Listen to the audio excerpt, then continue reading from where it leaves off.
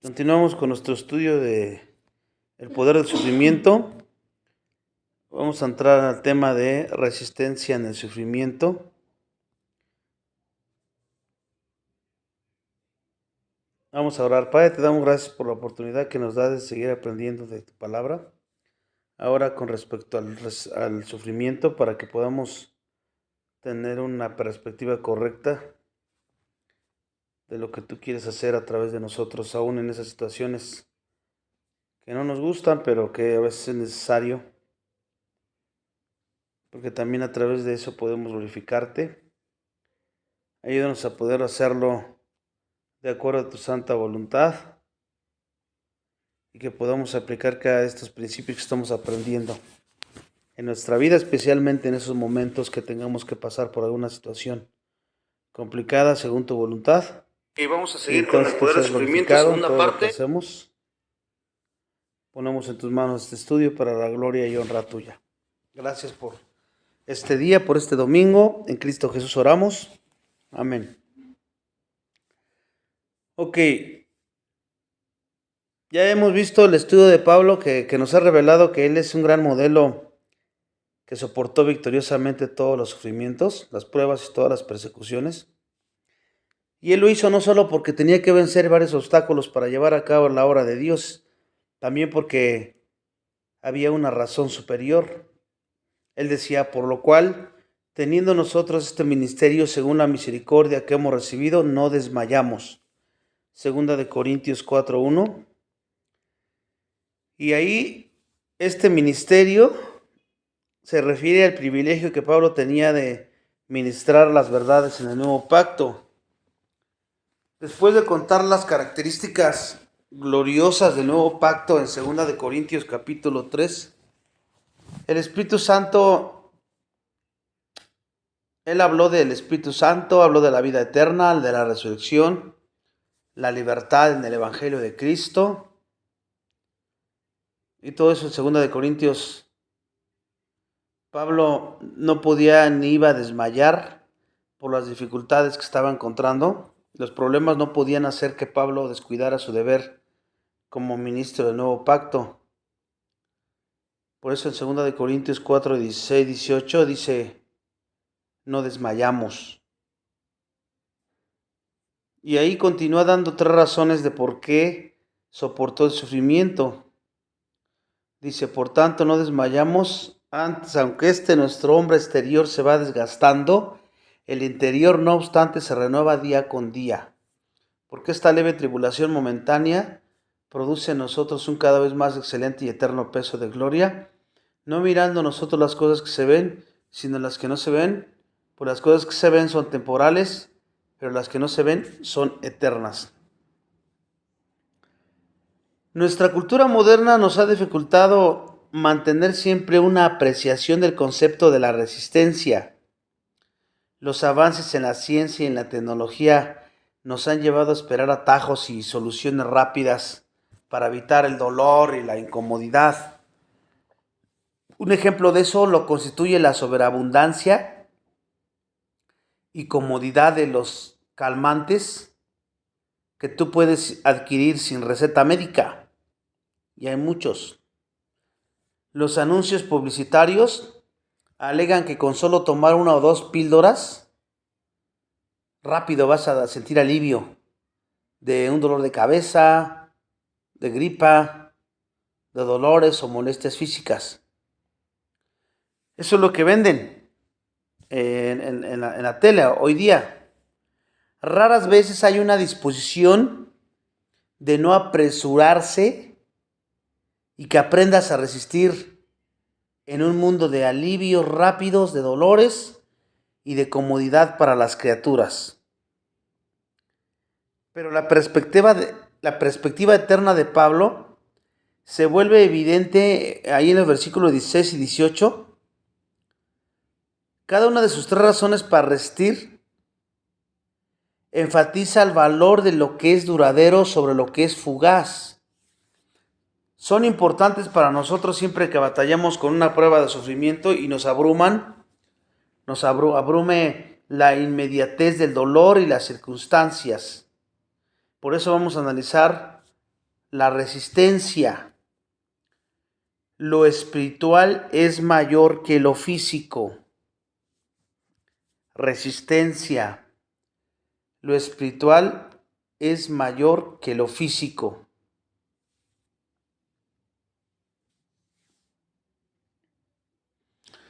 En un mundo donde pues entre más te venden píldoras para dormirte o para que se te calme rápido cualquier cosa y no apliques tu resistencia que tienes como ser humano que Dios nos ha dotado, vamos a ver nosotros aquí que Pablo podía resistir cualquier sufrimiento físico primeramente porque estaba más preocupado con lo que estaba sucediendo en el reino espiritual que en el físico. Pablo aceptaba el hecho de que vivimos en un cuerpo físico, un vaso de barro, pero también sabía que nuestros cuerpos actuales se estaban descomponiendo y por ende no son permanentes. Están sufriendo un proceso natural de envejecimiento, eso es lo normal. El apóstol Pablo estaba quizás más consciente de ese proceso de envejecimiento que toda la mayoría de personas. Como su estilo de vida consistía en un ministerio riguroso y exigencias de viaje, pues obviamente él envejecía más rápido que cualquiera de los otros, porque todo lo que se exponía y los sufrimientos y los golpes y todo lo que él pasaba, desvelos, ayunos por el servicio al Señor, estaba envejeciendo más rápido, se estaba desgastando en el servicio a Dios, muy semejante a Henry Martyn en India o a David Brainerd entre los indios norteamericanos en Nueva Inglaterra, porque estos dos siervos de Cristo murieron antes de la edad de 35 años. Pablo vivió más que ellos, quizás hasta la edad de 60 años, pero no obstante había envejecido prematuramente y se había desgastado mucho en el servicio a Dios por todas las cosas que vivió. Pablo también envejeció más rápido de lo normal por el maltrato implacable que sufría a manos de todos sus enemigos, un maltrato que era físico y también era emocional. Aunque finalmente superó toda la persecución, pues se hacía sentir en su cuerpo. Porque a pesar de eso, Pablo podía decir confiadamente que su hombre interno se renovaba diariamente. 2 Corintios 4:16. Entonces el desgaste de su hombre exterior que él sabía que estaba ocurriendo en su cuerpo físico es directamente proporcional al crecimiento y maduración de su hombre interior. Porque la parte inmaterial y eterna de nosotros, que Dios hizo una nueva criatura, una nueva creación, que dice Efesios 4:24 y Colosenses 3:10, debe de dominar dominan el nuevo hombre. Entonces, al ocurrir esto, Pablo estaba mucho más preocupado por su renovación interna, espiritual, que por cualquier deterioro físico que él sabía que estaba ocurriendo. Y más aceleradamente aún con todas las cosas que él vivía. Pero pues era lo menos importante. Aquí podemos una vez más exhortarnos a nosotros mismos a seguir el ejemplo espléndido de resistencia de Pablo a través de la variedad de sufrimientos de la vida. No es fácil imitar a Pablo ni quitar los ojos de nosotros mismos y de nuestras situaciones físicas. No es fácil, pero aún así debemos hacerlo. Por eso Pablo decía poner la mirada en las cosas de arriba, no en las de la tierra. Y esto incluye igual pues, tu cuerpo físico, Colosenses 3:2. A menudo Dios nos envía al sufrimiento para traernos hacia Él y obligarnos a no fijarnos en nosotros mismos, sino en Él. Todo lo hemos visto hacerlo Si no ha sido en nuestras vidas, ha sido en las vidas de otros que han resistido pruebas superiores o sufrimientos físicos y como resultado han crecido en su fe. El ejemplo consecuente aquí de Pablo constituye una evidencia de que el sufrimiento está directamente relacionado con el crecimiento espiritual. Si tu vida o mi vida no es evidencia suficiente, hay problemas. Pablo, su vida era evidencia suficiente. Y luego también Pedro tenía otro ejemplo.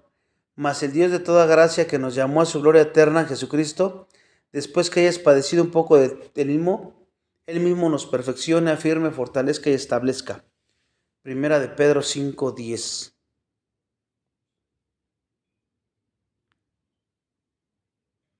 El pasaje clave promete que el Señor siempre nos va a dar la resistencia que necesitamos en la medida en que obviemos lo físico, o sea, que olvides lo físico y te centres en lo espiritual. En esa medida Él nos dará la resistencia. ¿Cuál es tu enfoque, lo físico o lo espiritual? Entonces, mientras sea espiritual, Él te va a dar la resistencia que necesitas para cualquier situación que sea. El segundo secreto de Pablo para la resistencia en los sufrimientos, el primero era que valoraba más lo espiritual que lo físico. Y lo vivía. Y el segundo es valorar el futuro más que el presente. Tenemos que valorar el futuro más que el presente. ¿Y a qué futuro me estoy refiriendo? Pues al que nos espera. Al futuro glorioso, la esperanza gloriosa. Para Pablo era una cuestión de mirar más allá de las tribulaciones del presente para darse cuenta que producen en cada vez más excelente y eterno peso de gloria. Segunda de Corintios 4:17. El dolor que él estaba resistiendo en la tierra era intrascendente, o sea, insignificante, comparado con la gran realidad del futuro. La perspectiva celestial que demuestra Pablo resulta verdaderamente asombrosa. Él caracteriza sus problemas como una leve tribulación momentánea. Cuando en todo momento hemos visto que sus persecuciones eran fuertes y constantes, pero esa es nuestra perspectiva terrenal. Él no lo veía todo lo que le ocurría constantemente en su vida con una perspectiva terrenal, mirándola con el raciocinio o el sentimentalismo, el emocionalismo, sino lo veía siempre con los ojos de Dios, con la fe de Dios, con el propósito de Dios. Pablo veía sus dificultades como algo transitorio, porque es una neblina la vida. Santiago 4:14 lo menciona. Aquí la palabra leve, en 2 de Corintios 4:17, significa que Pablo las consideraba desde un punto de vista celestial, no desde un punto de vista terrenal. En los primeros 2 capítulos de que hemos estudiado, de todos esos estudios, hemos ratificado que la persecución es inevitable y el sufrimiento es real. Pero cuando lo comparamos con lo que nos aguarda en el futuro, son leves las cosas que nos suceden y son triviales, no tienen mucha importancia. La verdadera importancia del sufrimiento aparece solo cuando vemos cómo contribuye a nuestra gloria eterna. Somos más obedientes, dependemos más de Dios, confiamos más en Dios. El apóstol Pedro dice, en lo cual vosotros os alegréis, aunque ahora por un poco de tiempo, si es necesario, tenéis que ser afligidos en diversas pruebas, para que sometida a prueba vuestra fe, mucho más preciosa que el oro, el cual aunque perecedero se prueba con fuego, se ha hallado en alabanza, gloria, por la honra se ha manifestado Jesucristo. Primera de Pedro 1:6-7. O sea que todos nuestros problemas y sufrimientos producen un efecto superficial en nuestra gloria futura. Y este efecto no es meritorio, pero sí productivo, porque produce un eterno peso de gloria. Ahí la palabra peso significa pesado. Es como si los sufrimientos de Pablo estuvieran haciendo una masa pesada a un lado de una balanza antigua. La masa representa el eterno peso de gloria que la dé a la balanza hacia el futuro más hacia el que presente. O sea que Pablo podía tolerar el dolor del presente siempre que tuviera un efecto positivo en su gloria futura. Según las Escrituras, siempre hay una relación de correspondencia entre el sufrimiento del presente y la gloria futura. Eso siempre hay una relación. Incluso Cristo, como veremos con mayor detalle en el próximo estudio, es un ejemplo de este principio. Filipenses 2, 8, 9. Y dice, estando en la condición de hombre, se humilló a sí mismo, haciéndose obediente hasta la muerte, y muerte en la cruz, por lo cual Dios también lo exaltó por lo sumo, y le dio un nombre que es sobre todo nombre. Mientras mayor sea el sufrimiento por la justicia, como hemos estado viendo y confiando en Dios y obedeciendo a Dios, mayor será la recompensa eterna. Al grado en que como creyentes suframos ahora, nos regocijaremos cuando lleguemos al cielo porque veremos la recompensa de nuestro sufrimiento. Primera de Pedro 4:13. Y esa recompensa no tiene nada que ver con las bonificaciones externas, sino que está relacionada con nuestra capacidad incrementada para alabar. Vamos a poder alabar más a Dios, más servir a Dios, más regocijarnos y más glorificar a Dios. Y ese era el deseo de Pablo de toda su vida y de ser el nuestro también. Entonces, lo que estamos viendo aquí de recompensa eterna, no estamos hablando de cosas lujosas, sino que estamos hablando de cosas que vamos a poder adorar más a Dios, servir a Dios, regocijarnos y glorificar más a Dios. Por eso Pablo, como siempre tenía ese enfoque, pues podía soportar cualquier situación que ocurriera en su vida. Otra forma en la que el apóstol resistía en muchas dificultades y sufrimientos fue valorando más las cosas eternas que las temporales, porque los sufrimientos nos hacen valorar más las cosas eternas que las temporales. Por eso él decía, no mirando nosotros las cosas que se ven, sino las que no se ven, pues las cosas que se ven son temporales, pero las que no se ven son eternas. Segunda de Corintios 4:18. La perspectiva de Pablo sobre la resistencia en el sufrimiento, poniendo siempre lo espiritual y el futuro por delante de lo físico y del presente, no era automático. O sea, porque él dice, no mirando. Aquí muestra la fuerza condicional que le acompaña, demuestra que siempre que nuestra mirada esté fija, pero por medio de la fe, en el lugar indicado, tomando las cosas, influenciado no por las circunstancias o por las personas, sino por la palabra de Dios, porque ahí es donde estamos anclados y esa es la que nos hace reaccionar de acuerdo a lo que dice Dios, no a las cosas externas que a veces nos quieren hacer, nos quieren presionar a que reaccionemos de otra manera. Pero tenemos que verlo por medio de la fe como Pablo, mirando lo que no se ve. Eso es la práctica de esto que dice lo que es la fe. Entonces solamente así le daremos prioridad a las realidades espirituales y futuras. Y vamos a resistir con paciencia y gracia los sufrimientos de esta vida. No nada más se da porque sí, así nada más, automáticamente. Es un mandamiento ahí. No mirando. Entonces, menciona el elemento de la fe parentéticamente porque está más implícito que explícito en el planteamiento que Pablo da, pero eso no disminuye la importancia de la fe en su relación con lo que no se ve. Recuerden que Hebreos dice, es pues la fe la certeza de lo que se espera, la convicción de lo que no se ve. Por la fe entendemos haber sido constituido el universo por la palabra de Dios. Génesis 1:1 dice que desde el principio Dios creó los cielos y la tierra. ¿Lo crees? Pues por fe, porque pues tú no estuviste allá ni puedes comprobarlo científicamente eso.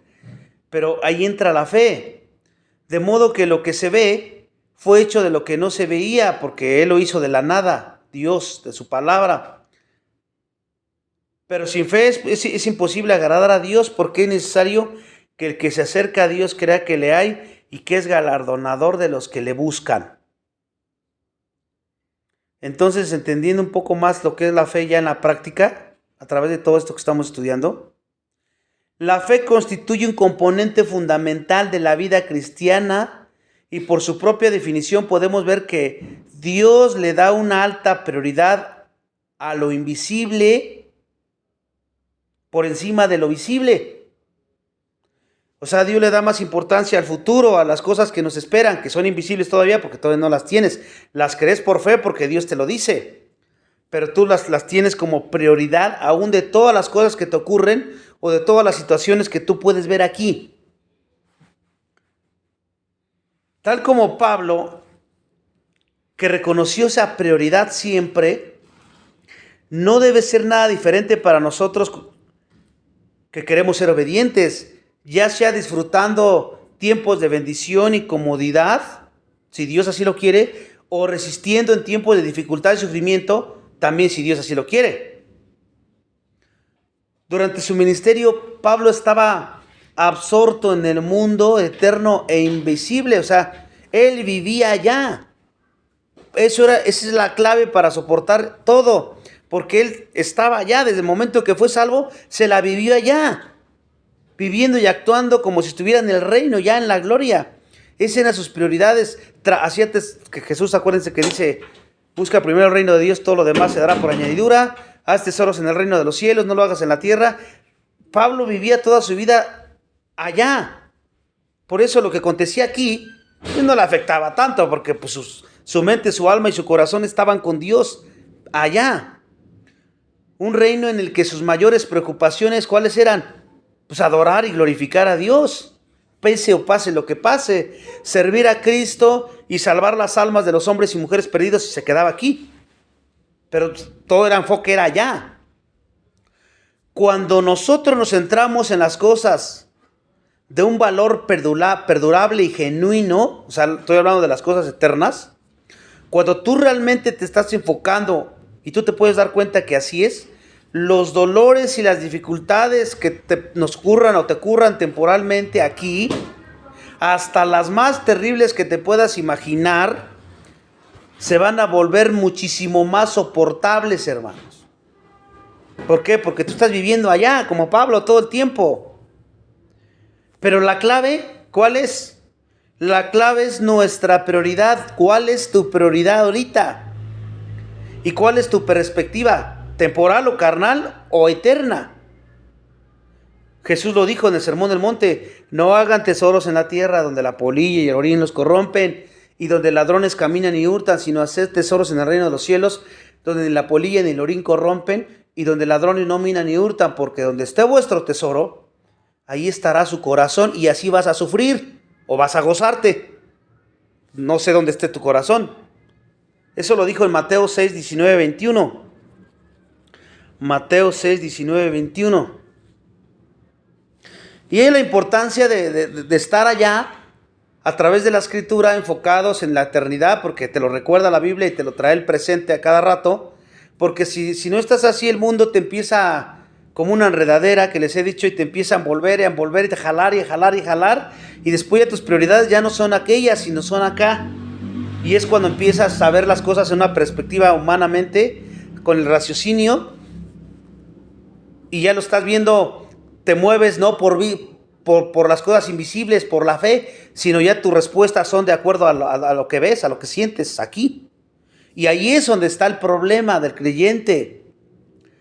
Pablo sigue siendo un modelo de conducta magnífico de cómo lidiar con el sufrimiento.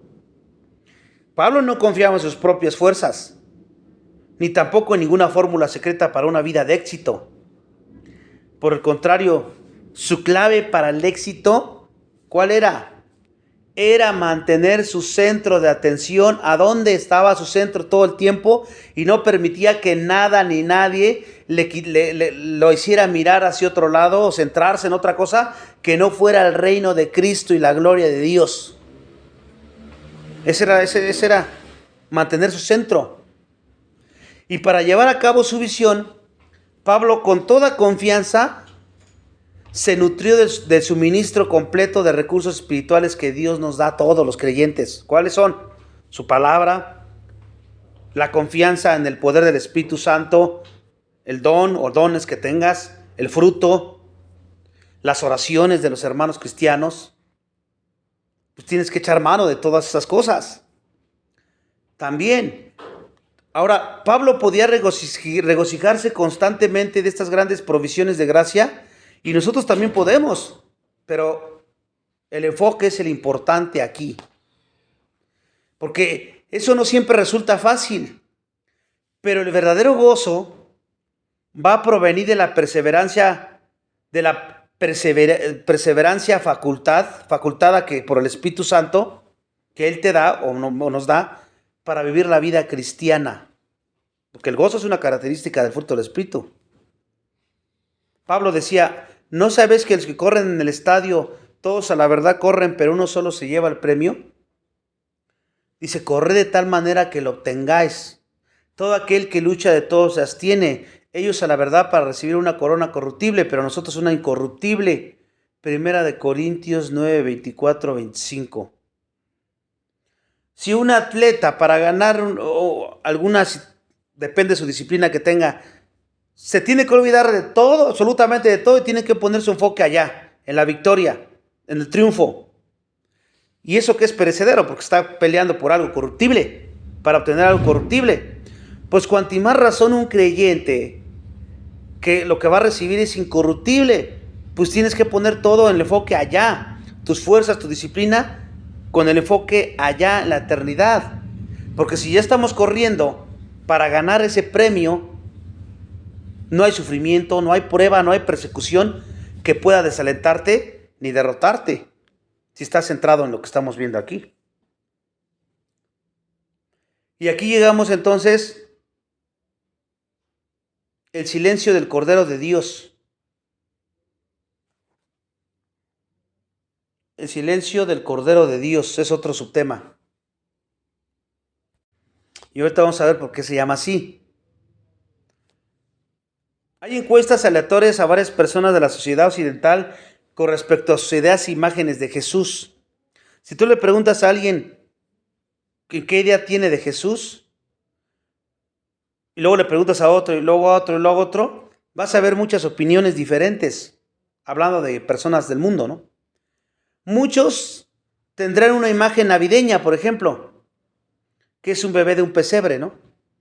Otros pensarían en él como un niño inteligente que trabajaba con su padre en una carpintería de Nazaret y en una ocasión desconcertó a los maestros religiosos de Jerusalén. Algunos de los encuestados verían a Jesús como un maestro adorable y delicado que se identificaba con las personas comunes y corrientes. Otros lo verían como un curandero compasivo, pero poderoso que podía curar todos los padecimientos físicos y emocionales y podía incluso resucitar a los muertos. Otras respuestas pudieran ser con cierto grado de veracidad, proporcionando alguna porción legítima de la imagen de Jesús. Algunas cosas que te dirían, pues algunas probablemente pueden ser verdad, pero aún así quedaría incompleta. Pero una imagen de Cristo es la percepción más veraz y necesaria de Él. La imagen que lo presenta como el Jesús que sufre, el crucificado. El apóstol Pablo lo resume así. Pues me propuse no saber entre ustedes cosa alguna, sino a Jesucristo y a este crucificado. Primera de Corintios 2:2. No podemos concluir nuestro estudio sobre modelos de conducta en el sufrimiento, como hemos visto ya varios, sin este capítulo final que lidia con Jesús como el ejemplo supremo. Y aquí lo vamos a ver a Jesús como el ejemplo supremo de sufrimiento. El apóstol Pedro nos expresa muy bien los detalles. Dice, pues qué gloria es si pecando sois abofeteados y lo soportáis. Mas si haciendo lo bueno sufrís y lo soportáis, esto ciertamente es aprobado delante de Dios, pues para esto fuisteis llamados, porque también Cristo padeció por nosotros, dándonos ejemplo para que sigáis sus pisadas, el cual no hizo pecado ni se halló engaño en su boca, quien cuando lo maldecían no respondía con maldición. Cuando padecía no amenazaba, sino que encomendaba la causa que juzga justamente. Primera de Pedro 2:20-23. Según Pedro, todos y cada uno de nosotros como creyentes,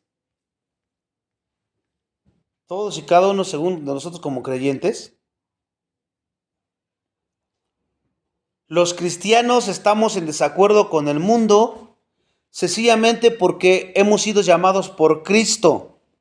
Y al mantenernos fieles a Cristo, tarde o temprano sufriremos alguna forma de rechazo, castigo, crítica o persecución injusta por parte de las personas incrédulas.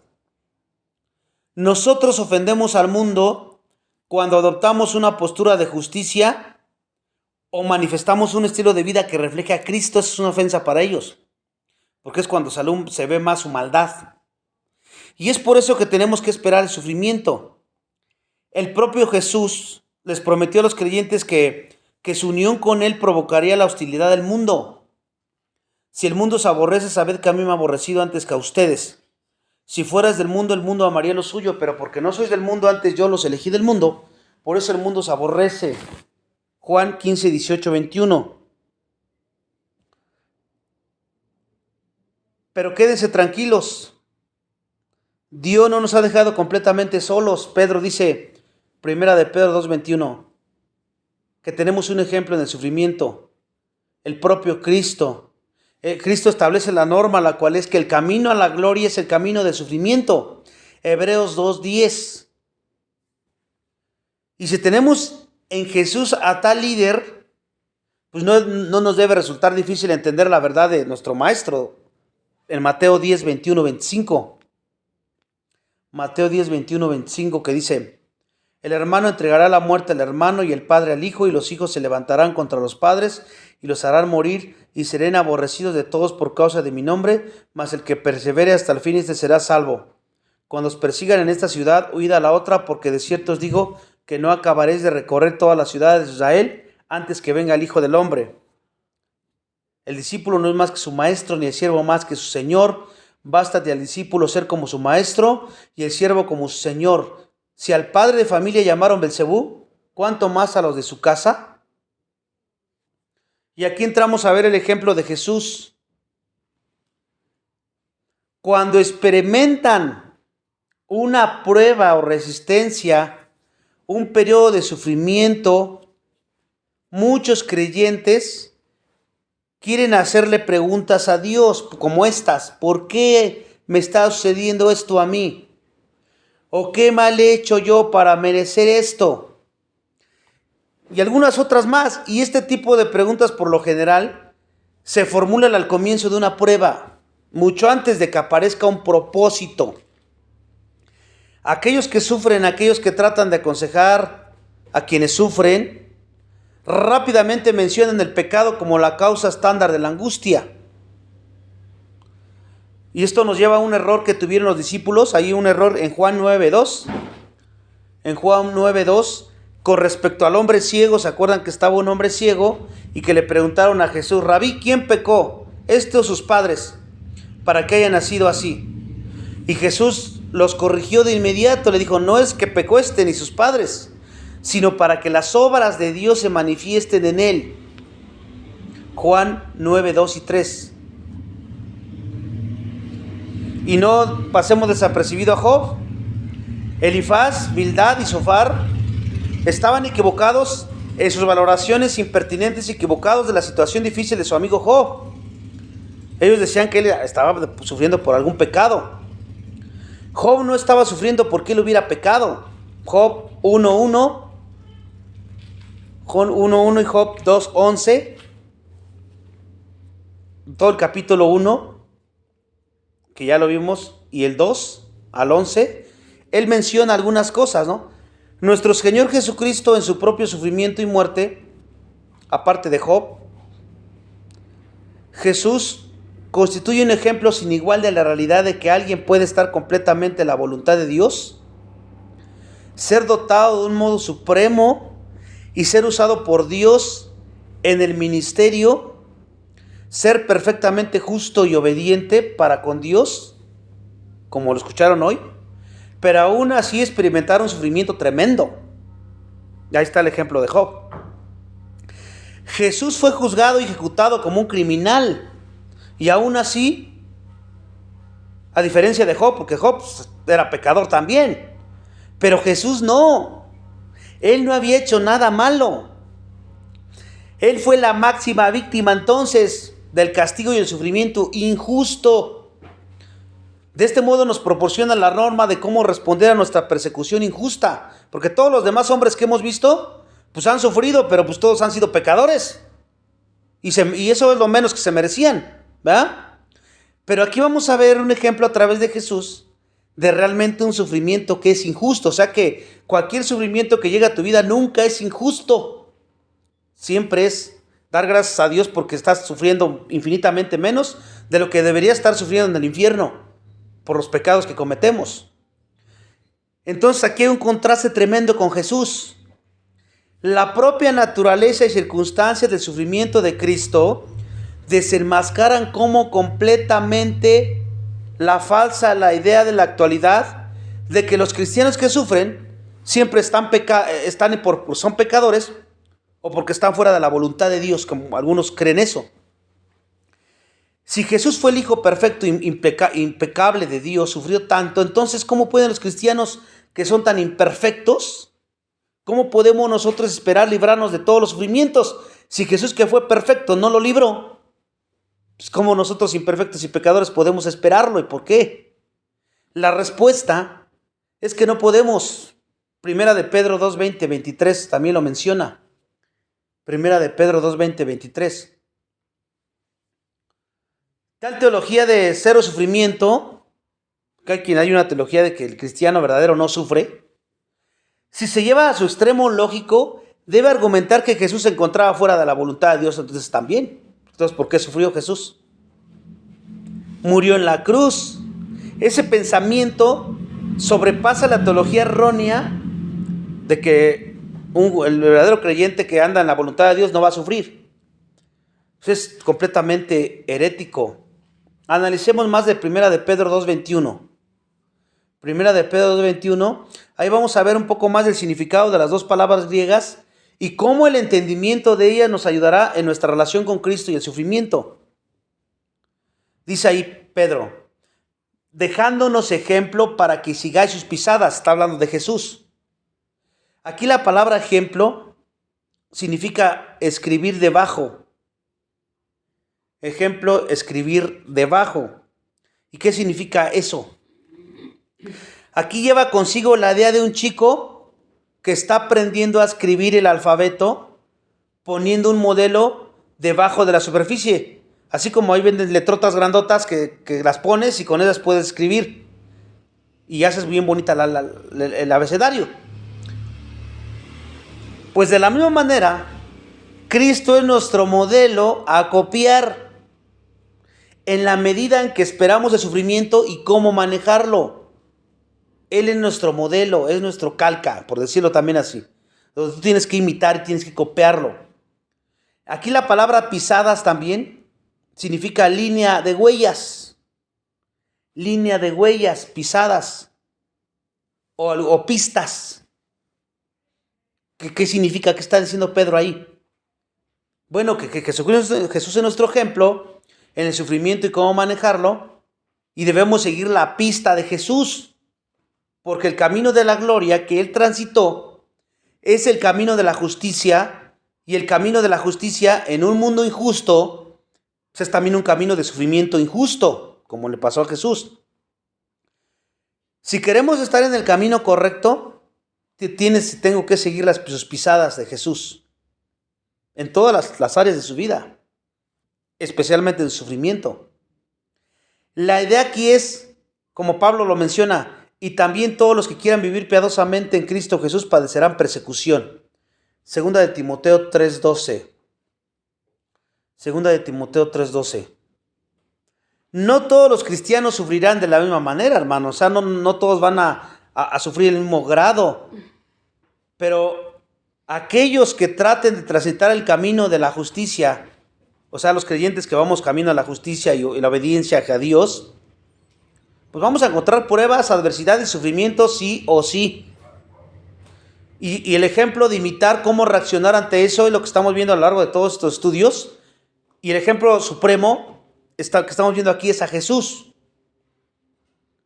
A través de los ojos de Isaías y Primera de Pedro 2, 22, 23, Isaías 53 y Primera de Pedro 2, 22, 23, ahí nos proporciona una mirada más de cerca de la manera de sufrir de Cristo, de una forma humilde. El apóstol Pablo dice ahí que cuando habla de Jesús hacia el tratamiento injusto, también Isaías 53, que como oveja al matadero fue y no abrió ni la boca. La primera parte de la cita también de Pedro es que lo mataron con violencia. Él no pecó. El apóstol, bajo la inspiración del Espíritu Santo, está planteando sencillamente lo que él sabía que los traductores e Isaías querían decir. Querían decir primeramente que Jesús nunca desobedeció a Dios ni a su ley, no hizo pecado. Jesús reaccionó a las circunstancias más difíciles de persecución injustas con dignidad perfecta y con un comportamiento completamente humilde. Para recalcar su planteamiento sobre la impecabilidad de Jesús, Pedro dice, ni hubo engaño en su boca. En primer lugar, y el más evidente, donde el pecado se muestra, siempre es en la lengua, ¿no? En la boca de nosotros como humanos. Lo que hablas es lo que hay en tu corazón. Pero el propio Cristo ya había enseñado que el corazón habla a través de la boca. Pero lo que sale de la boca, del corazón sale, y esto contamina al hombre. Porque el corazón salen los malos pensamientos, los homicidios, los adulterios, las fornicaciones, etc. Mateo 15, 18, 19. Pero también aquí se refiere a pensamiento, no nada más a las palabras. Y dice, angustiado él y afligido no abrió su boca, como cordero fue llevado al matadero, y como oveja delante de sus trasquiladores enmudeció y no abrió la boca.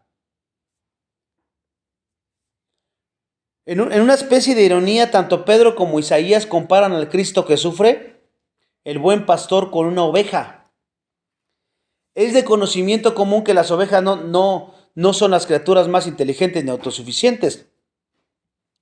El diccionario de versión íntegra de una definición secundaria hace referencia a una persona a la que se llama oveja como alguien que es como una oveja, como alguien inocente, indefensa, que lo pueden agarrar y lo trasquilan fácilmente. Esa descripción enfatiza el modelo que Jesús mostró de la resistencia en el sufrimiento. Él revela su humildad cuando se entrega a merced de sus enemigos. Lo maltrataron, lo golpearon, lo escupieron, lo provocaron muchas repetidas veces, casi hasta el límite. Pero fíjense que no pudieron obligarlo a poner fin a su silencio de un modo pecaminoso. O sea, no dijo nada ni pensó ni de manera mala contra ellos. El planteamiento de Pedro, cuando lo maldecían, en Primera de Pedro 2:23, cuando le maldecían, ahí se refiere a la naturaleza repetida de todo el maltrato que le estaban haciendo. El hecho de que el verbo original se encuentra en una forma participial, en un tiempo gramatical que demuestra acción repetida. O sea, lo estuvieron haciendo repetidamente. Y esto sirve para fortalecer nuestro comentario anterior. Todos los relatos de los evangelios sobre el sufrimiento del Señor recalcan la humildad y el silencio con que Él recibió todo el maltrato, tanto verbal que le decían y el físico. Mateo 26, 57, 63. La mayoría de nosotros no podemos identificar con mayor facilidad con el apóstol Pablo. hay que notar aquí cómo él respondió. Pablo, por ejemplo, vamos a ver un ejemplo en contraste a Jesús. ¿Cómo respondió cuando Ananías, el sumo sacerdote, le ordenó al soldado que lo golpeara? Dice que Pablo dijo: Dios te golpeará a ti, pared blanqueada. ¿Estás tú sentado para juzgarme conforme a la ley y quebrantando la ley me mandas golpear? Los que estaban presentes dijeron: ¿al sumo sacerdote de Dios injurias? Pablo dijo: no sabía, hermanos, que era el sumo sacerdote, pues escrito está: no maldecirás a un príncipe de tu pueblo. Hechos 23, 3, 5. Probablemente el sumo sacerdote no iba con la vestimenta acostumbrada y pues Pablo no se dio cuenta quién era. Pero sin embargo él sí contestó, no quedó callado como Jesús. Lo que demuestra también que Pablo no era perfecto. También pecaba, era un pecador como todos. Todo lo contrario a nuestra ilustración del capítulo 3 de Pablo como un modelo de conducta en tiempo de estrés. Aquí esto que les acabo de leer, cuando le contestó al sumo sacerdote, aquí fracasó. En esta situación en particular, la carne pecaminosa de Pablo se interpuso, pero eso nunca ocurrió con Jesús. Jesús es nuestra norma perfecta de cómo controlar nuestra lengua en medio de una persecución y sufrimiento injusto. Ningún otro hombre pudiera hacer, porque todos en algún momento pecamos en esa manera. Pero eso que tenemos que seguir al maestro de maestros. Cómo controlar tu lengua en medio de una persecución injusta, porque a veces cuando sabemos que es injusta en nuestra propia opinión, pues hablamos y soltamos y decimos y queremos que nos justificamos porque no, en mi pensar eso que me están haciendo es injusto. Pues si lo miras en tu raciocinio, tal vez, humanamente hablando, pero si vas a la Biblia, nada de lo que te ocurre es injusto. Nada. Entonces, Jesús, Él puede ayudarnos y es un ejemplo para controlar nuestra lengua, nuestro sufrimiento, de cómo resistir pacientemente por el gozo venidero. ¿Cuál? Pues si tu enfoque está en la eternidad, en que vas a estar con Él, que vas a verlo y que esto no es nada comparado con la eternidad, pues entonces vas a tener fortaleza para resistir cualquier situación. La humildad silente de Jesús se revela en la próxima cita de Isaías 53, porque dice que no respondía con maldición. Cuando padecía no amenazaba, dice. Y también Primera de Pedro 2:23 lo menciona. Primera de Pedro 2:23. Fíjese que Jesús estaba delante de una cantidad increíble de crueldad verbal. Imagínense ustedes gritándole por todos lados y física, golpeándolo, escupiéndolo, abofeteándolo, tratándolo como un asesino. Y él, con una virtud perfecta, porque todo eso que estaba pasando era injustificado para él. Y él no tomó ninguna represalia, ni verbal, ni en su mente. Como Jesús era Dios, él podía haber ejercido control perfecto de sus sentimientos y poderes. Él podía haber destruido a todos sus torturadores e inmediatamente enviarlos al infierno. Pero no lo hizo, hermanos. Una vez más vemos a Jesús proporcionándonos un ejemplo perfecto de cómo comportarnos en un periodo de tribulación y crisis injustas. Aquí estamos hablando de injustas en nuestra propia opinión. El ejemplo de Cristo de no decir nada y no responder en correspondencia al maltrato injusto parece ser un ejemplo imposible de seguir para nosotros. Pero Pedro nos demuestra que como Cristo pudo establecer una norma tan alta como esa, ¿cómo es que él pudo? Y dice Pedro, porque él encomendaba la causa que juzga justamente. Primera de Pedro 2:23. O sea, a Dios no se le escapa nada. Pero tú no eres juez. Tú tienes que ser hacedor y dejar las cosas a Dios. Orar a Dios para que Él en su momento tenga misericordia de las personas, las salve. Y si no, pues va a ser justicia tarde que temprano. Y nosotros, pues, seguir el ejemplo de Jesús, encomendar las cosas a Él. Así es como Jesús halló fuerzas para resistir el sufrimiento también. Pues así tienes que hacerlo tú. Ya hablando de un sufrimiento que tú creas que es injusto. Encomendar significa entregar a alguien para que se ocupe de. O sea que Él entregó, yo te lo pongo en tus manos, tú ocúpate de esto. Literalmente, Jesús se mantuvo encomendándose a sí mismo porque Él era Dios. Estaba encomendándose a sí mismo y la circunstancia de cada sufrimiento injusto, pues a Dios. Este patrón alcanzó su punto culminante cuando Jesús se encontraba en la cruz. Acuérdense cómo dijo que encomendando y alzando la gran voz dijo: Padre, en tus manos encomiendo mi espíritu. Y habiendo dicho esto, murió. Lucas 23:46. Cristo se entregó a sí mismo a Dios e incluso en la muerte porque Él sabía que el Padre evaluaría justamente todo sufrimiento injusto que le hicieron. Génesis 18:25. Y eso te trae una paz y un descanso en ti tremendo. Cuando tú quieres controlar las cosas y cuando tú crees que las cosas deberían ser como tú dices y que eso es injusto y estás enfocándote en ti, en las circunstancias, como lo hemos venido diciendo a lo largo de todos estos estudios, no vas a poder hacer esto. Si confías en la sabiduría de Dios, en la voluntad de Dios, en la soberanía de Dios, en la providencia de Dios, descansas. Esa es la paz que sobrepasa todo entendimiento. Seguidamente, cuando se nos persigue injustamente, por ejemplo, en tu trabajo, que tú creas que te están persiguiendo injustamente, en tus familias, con tus familiares, o en tus contactos sociales, tenemos que seguir el ejemplo de Jesús y aceptar la persecución sin ninguna represalia verbal ni mental. Resulta crucial que resistamos por medio de la gracia y el poder de Dios el impulso a defendernos, porque siempre en nuestra carne su impulso es defenderte y buscar venganza. Pero tienes que echar mano del poder de Dios, sujetarte al Espíritu Santo por medio de la palabra, lo que te dice la palabra, para que reacciones no de acuerdo a como tus impulsos quieren hacerlo, sino como Dios te dice que lo hagas. Por eso Pablo decía: someto mi cuerpo a servidumbre. Sencillamente necesitamos encomendar nuestras almas constantemente por medio de la fe al cuidado de quien pronunciará un veredicto justo y nos traerá gloria eterna, Dios. Juan 15:5. Juan 15:5. Y vamos a ver un ejemplo.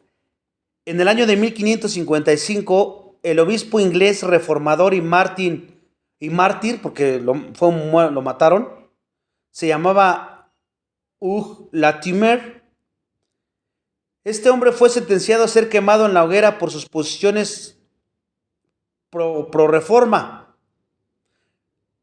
Antes de su muerte, sus convicciones se expusieron en una carta abierta para todos los creyentes genuinos de Jesucristo. Él escribió ahí: alguna vez debemos morir. ¿Cómo y dónde? No sabemos. Pero al que vamos a morir, vamos a morir. ¿Cómo? Tampoco sabes. ¿Y dónde? Tampoco sabes. Pero Dios sí sabe. Dice: aquí no está nuestro hogar. ¿Por qué te aferras aquí? ¿Por qué quieres seguir aquí? ¿Por qué tu corazón está aquí? ¿Por qué tu enfoque está aquí? Entiende que tu hogar no es este si eres hijo o hija de Dios. Por ende, consideremos las cosas en consecuencia, teniendo siempre delante de nosotros, de nuestros ojos, esta Jerusalén celestial y el camino hacia allí, pues en persecución, en sufrimiento, en dolor, como Dios quiera. Este hombre fue ejecutado más tarde, después de escribir esto, en el año 1555, conjuntamente con su querido amigo y colega Nicholas Riddle.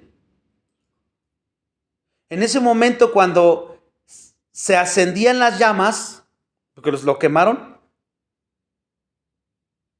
sorprendentemente, este hombre, estaba sereno aún en las llamas, alentó a su mártir colega con estas palabras. Fíjese, estaba quemándose y todavía le dijo al otro: sírvale de buen consuelo, maestro Riddle, y compórtese como un hombre.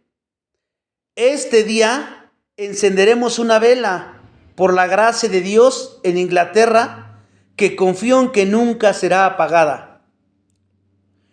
Resulta obvio que Latimer sabía mucho sobre el poder del sufrimiento, de lo que estamos tratando estos temas. Sabía mucho, muchísimo más que muchos cristianos de hoy día. Este hombre conocía a Jesucristo y su norma de cómo enfrentarse a la persecución y a la muerte injusta. En conclusión, queda claro que Jesús no es sencillamente el modelo de conducta supremo y sin igual de sufrimiento. Jesús es el ejemplo en todo, como nuestro Señor y como nuestro Salvador. Él es superior a los profetas del Antiguo Testamento, el cual el autor de las epístolas a los hebreos confirma en el comienzo del libro. Nos ayuda mucho ver a todos los hombres que sufrieron, como Job, como José, Pablo, que hemos estado estudiando de él, y muchos otros. Pero la clave de todos ellos es que su mirada siempre estuvo en Jesús. Dios, habiendo hablado muchas veces y de muchas maneras en otro tiempo a los padres por los profetas, en estos postreros días nos ha hablado por el Hijo, a quien constituyó heredero de todo y por quien asumió el mismo universo. Entonces podemos entender que Jesús, como es el ejemplo supremo, es el enfoque que todo cristiano debe de tener, porque esa fue la clave para que todos siguieran las mismas pisadas de Él y obtener la victoria como Él. Esteban y Pablo, ¿se acuerdan? Eran modelos contundentes de cómo los creyentes podemos salir victoriosos de cualquier número de sufrimientos y cualquier persecuciones, incluso de la muerte. Pero estos hombres, en sí sencillamente, ¿cómo lo hicieron? Pues tenían puestos sus ojos en Jesús, el autor consumador de la fe. Hebreos 12:2 lo menciona. Y eso, hermanos, es lo mismo que tenemos que hacer nosotros. Solo Cristo fue el impecable que sufrió con reacciones perfectas a todo cuanto soportó, calificándolo así para ser el único modelo que necesitamos cuando atravesamos pruebas, cuando atravesamos persecuciones, sufrimientos y tentaciones. Los ejemplos de otros modelos de conducta bíblicos también nos pueden resultar instructivos e inspiradores, como lo hemos estado viendo, pero solo Jesús se sienta a la diestra del Padre como el Hijo, y Él es el único intercesor de nosotros.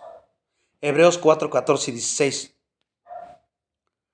Pablo aconsejó y alentó a Timoteo acerca de muchas cosas, pero todo quizás se podría resumir en 2 de Timoteo 2:8. 2 de Timoteo 2:8, que dice: acuérdate de Jesucristo, del linaje de David. ¿Qué estaba haciendo Pablo aquí? Estaba exhortando a Timoteo a recordar que Jesús en su humanidad ya había transitado los caminos que ahora transitamos nosotros, y en una manera infinitamente mayor.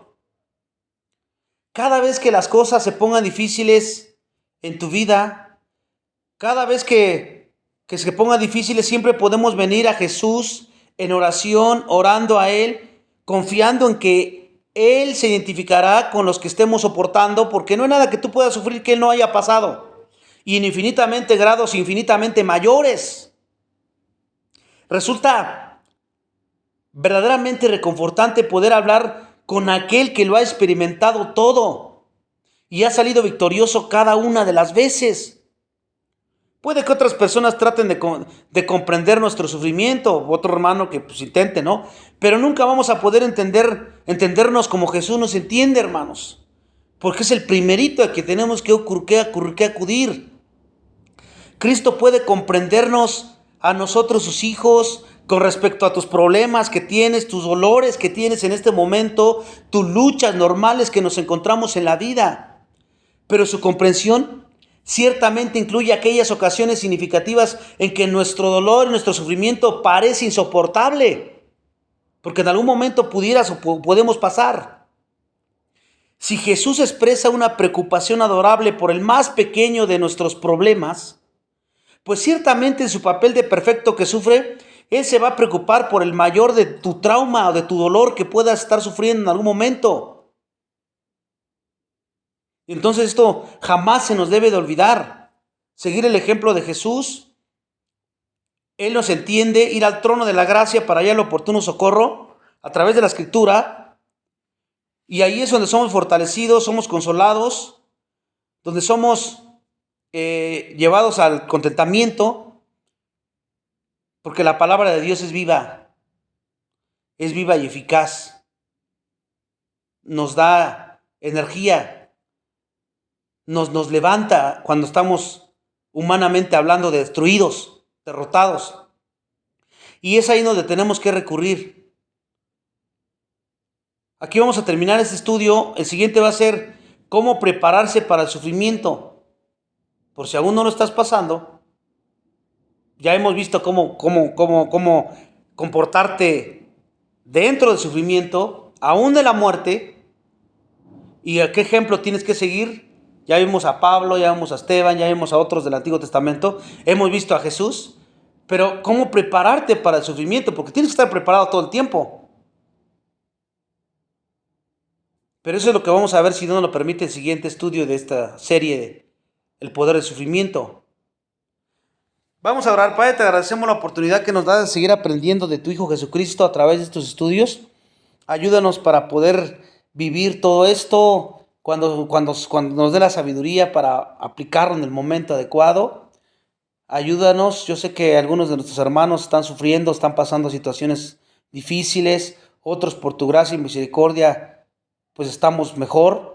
Pero sabemos que en cualquier momento las cosas pueden cambiar y no nos debe de caer por sorpresa, ni nos debe de agarrar así como para espantarnos, porque como hemos aprendido tanto en la prédica del domingo de hoy en la mañana como hoy, pues es algo muy normal, y si nuestra fe está puesta en ti todo el tiempo, pues es momento de aplicarla en la práctica, que nos dé la sabiduría para poder hacerlo de esta manera y ayudarnos y orar los unos por los otros, confortarnos con tu palabra los unos por los otros y todos juntos tener puesta la mirada en Jesús, en la gloria venidera, en la eternidad que nos espera. Esto es temporal, esta no es nuestra casa, esto no es nuestro hogar. Nosotros queremos ir a nuestra casa, a nuestro hogar, donde tú fuiste a preparar una morada para nosotros, y sabemos que tú vas a regresar por nosotros porque tú lo prometiste y queremos que tú cumples. Gracias porque por tu gracia soportamos todo lo que ocurre y porque permites que nuestros hermanos y hermanas también lo soporten, porque eres tú en ellos, es tu poder en ellos. Por eso te glorificamos y te alabamos, para que si es tu voluntad, pues podamos estar bien, para poder fortalecidos, para poder servirte de una forma más férrea. Pero si es tu voluntad que sigamos de alguna manera padeciendo en alguna circunstancia o lleguemos a padecer alguna circunstancia, pues que seamos usados para tu gloria y que sea para tu propósito divino, sabiendo que tu plan es perfecto y que tu sabiduría es infinita, y descansar simplemente en eso. Te pedimos todo esto en Cristo nuestro Señor. Amén.